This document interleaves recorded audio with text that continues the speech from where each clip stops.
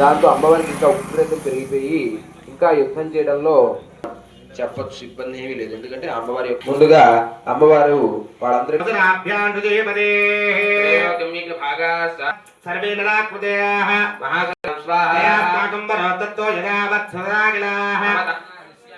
परमापद स्वाहा नमो नित्याय भूये रात्रि नमो नमः गोत्राय चेन्द्रोपिण्डे भूभृतां लक्ष्मीश्वरवाण्ये ते नमो स्वाहा नमस्ते नमस्ते नमस्ते नमो स्वाहा नमस्ते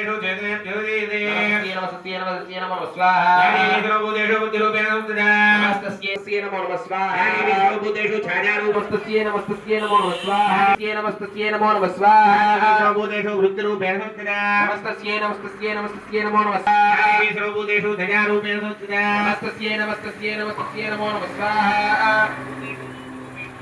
नमस्ते नमस्ते नमस्ते नमो स्वाहा नमस्ते नमस्ते नमो स्वाहा। మీడియా మిత్రులకి, ఆంధ్రప్రదేశ్ ప్రజలకి, రాజధాని ప్రాంత రైతులకి, రైతు కూలీలకి, కూటమి ప్రభుత్వానికి ఈరోజు ఏఆర్ఎస్ పార్టీ 100వ రోజు ఈ రిలే నిరసన దీక్ష చేయటం జరుగుతూ ఉంది. అయితే ప్రభుత్వం కొన్ని డిమాండ్స్ చేస్తూ ఉన్నాము, వాళ్ళైతే ఏం స్పందించినట్టు కనపడతలేదు. రాష్ట్రంలో మాత్రం అప్పు చేసిన పథకాలు ఇవ్వండి అన్నాం, అప్పు చేసిన పథకాలు మాత్రం ఇస్తున్నారు, ఫస్ట్ పార్టీ కోసం అన్నా కానీ ఏదన్నా కానీ. అట్లాగే మేము కోరుకునేది రాజధాని ప్రాంతం కూడా అట్లాగే భూములు తీసుకున్న రైతులకి మంచి చేసి ఈ 11 సంవత్సరాల నుంచి జరిగిన అన్యాయం భర్తీ చేసి న్యాయం చేయమని చెప్పి నేను కోరుకుంటా ఉండా. ఎందుకంటే అట్లా ఆల్రెడీ 2 సంవత్సరాలు అయిపోయింది, ఇంకా 3 ఏళ్ళు ఉంది. ఈ 3 సంవత్సరాల్లో 3 6 18 నెలలు, వర్షాకాలం పోతే 3 6 18 నెలలే ఉండేది. ఇక ఎండాకాలం పని వర్కులు చేసుకునే టైము. మళ్ళీ ఈ సెకండ్ పూలింగ్ అని చెప్పి ఆపేశారు. ఈ సెకండ్ పూలింగ్ స్పష్టమైన హామీ కావాలని చెప్పి మేము సీఎం గారిని అడుగుతూ ఉన్నాం. మేము ఇంక సెకండ్ పూలింగ్ తీసుకోము, ఎల్పీ నెంబర్లు ఇచ్చేస్తున్నాం, ల్యాండ్ కన్వర్షన్ చేస్తున్నాం, inner ring road, outer ring road survey నెంబర్లు కూడా యథామానుగా మళ్ళీ వదిలేస్తున్నాము అని చెప్పి సీఎం గారు చెప్పాలని చెప్పి కోరుకుంటా ఉన్నాం. అయితే నిజంగా రైతులు ఈ ప్రాంతంలో భూములు ఇచ్చి ఇంత అన్యాయానికి గురవుతామని చెప్పి ఏనాడు కల్లో కూడా అనుకుని ఉండరు. అలాంటి పరిస్థితులు వచ్చినాయి. ఈ కూటమి ప్రభుత్వం అంతకుముందు కూడా కలిసి పోటీ చేసి గెలిచారు. ఆ తర్వాత మళ్ళీ ఇంకో పార్టీ వచ్చి మళ్ళీ అట్లాగే అయిపోయింది. ఏదో 3 రాజధానులు అన్నారు, సరే ఆయన శాస్త్ర అనేది జరిగిపోయింది. తర్వాత ఇప్పుడు మళ్ళీ వీళ్ళు కూటమి కట్టుకొని గెలిచి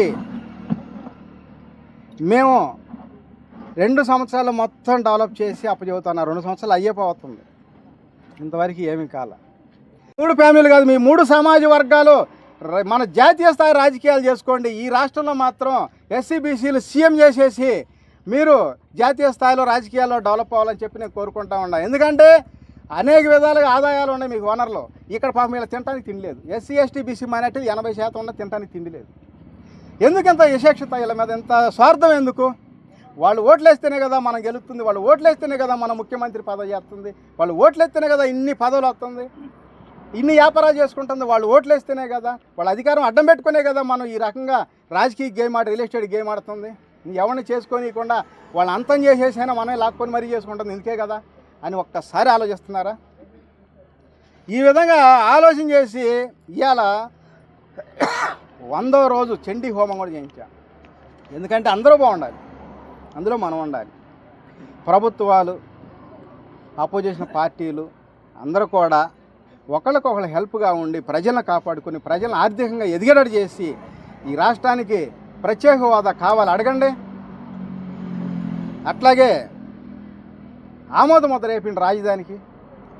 ఆమోద ముద్ర వేపిస్తే ఆటోమేటిక్గా మీరు డెవలప్ చేసేలేదు, అదే డెవలప్ అయిపోయింది రాజధాని. ఆ రోజు కూడా అంతే, ఈ పూలింగ్ వెళ్ళకుండా ఆయన ఏదో ఏప్రిల్లో పుట్టాడని చెప్పి చంద్రబాబు నాయుడు గారు హడావుడిగా పూలింగ్ అని పెట్టుకున్నారు.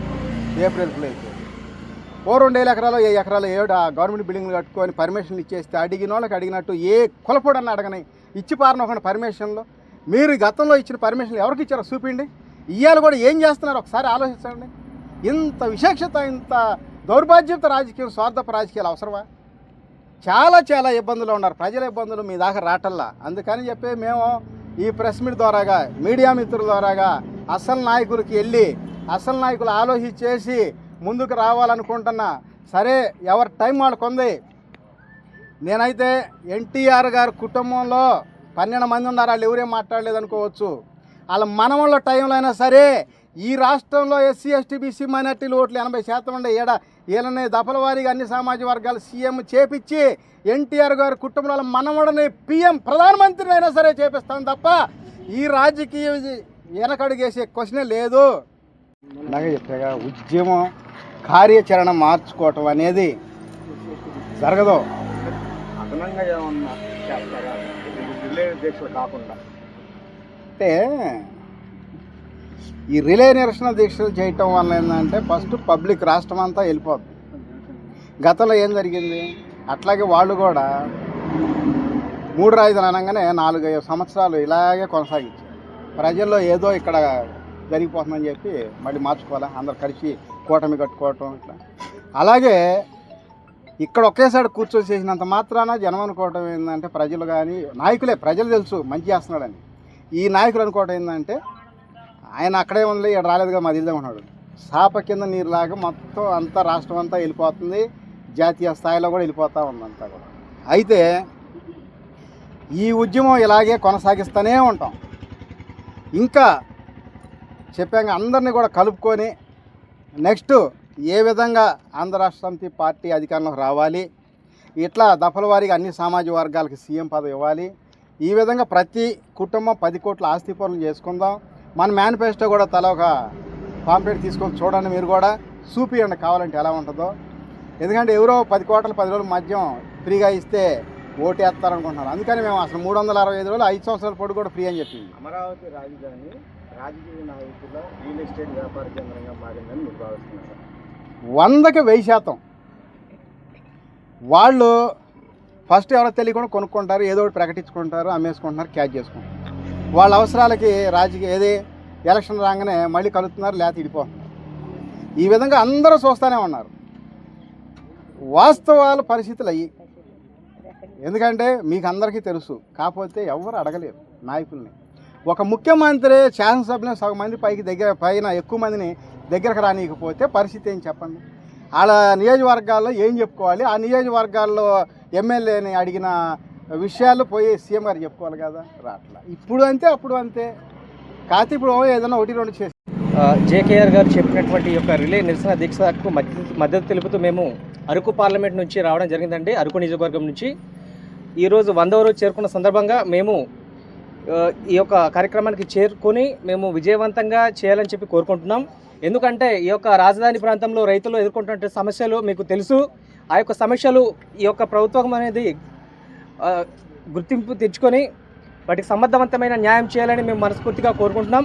అలాగే ఈ యొక్క దీక్షకు మేము మద్దతు తెలుపుతున్నామని మనస్ఫూర్తిగా కోరుకుంటున్నాం. నమస్కారం, నా పేరు జిలాని, ప్రకాశం డిస్టిక్ సింగరాకొండ గ్రామం.